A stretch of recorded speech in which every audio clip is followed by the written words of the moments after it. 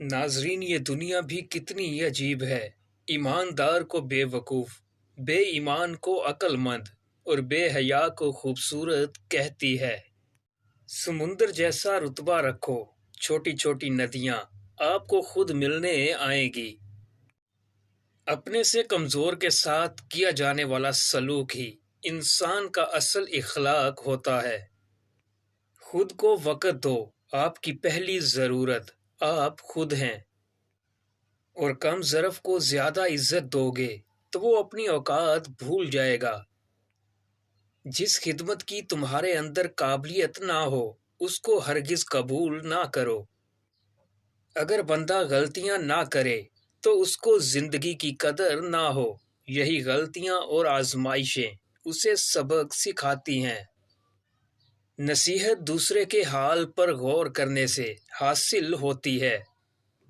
ناظرین، بارش رک جائے تو چھتری بوجھ لگتی ہے، اسی طرح جب مطلب نکل جائے تو انسان بوجھ لگتا ہے۔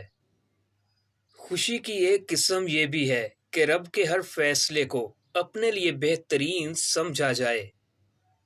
انسان گناہ کرنے کی وجہ سے جہنم میں نہیں جاتا، بلکہ گناہ پر مطمئن رہنے اور توبہ نہ کرنے کی وجہ سے جہنم جاتا ہے۔ پرانے غموں پر تازہ آنسو ضائع مت کرو۔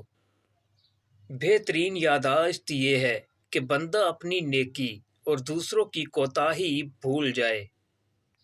ناظرین، عقل مند بندے کبھی بیٹھ کر اپنی پریشانی کا رونا نہیں روتے، بلکہ بخوشی اس کے حل کی کوشش کرتے ہیں۔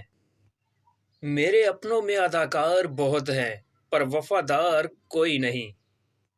دوسروں کو خوش رکھنے اور دل میں جگہ بنانے کے لیے اپنی بہت سی عادتوں اور رویوں کی قربانی دینی پڑتی ہے۔ ان پر بالکل دھیان مت دو جو آپ کی پیٹھ پیچھے باتیں کرتے ہیں، کیونکہ ان کا سیدھا سا مطلب ہے کہ آپ ان سے 2 قدم آگے ہیں۔ ناظرین، اپنے مال میں سے 10% حصہ صدقہ کر دو، یتیموں، مسکینوں اور غریبوں کو کھانا کھلا دو، تمہارے گھر میں رزق کی بارش ہوگی۔ ناظرین، اگر کوئی آپ سے محبت لینے آئے تو اس کو محبت دینا، محبت سکھانے نہ لگ جانا۔ کسی بہتر کی کھوج میں کسی بہترین کو مت کھو دینا۔ جاہل انسان کے آگے عقل کی بات نہ کرو، کیونکہ پہلے وہ بحث کرے گا، پھر اپنی ہار دیکھ کر دشمن بن جائے گا۔ جب رشتوں میں ضد اور مقابلہ آ جائے تو یہ دونوں جیت جاتے ہیں، صرف رشتہ ہار جاتا ہے۔ منافق کو آپ چاہے کتنے بھی میٹھے پھل کھلاؤ، پھر بھی وہ آپ کو کاٹ ہی دے گا۔ دنیا میں مشکل کام اپنی اصلاح اور آسان کام دوسروں پر تنقید کرنا ہے۔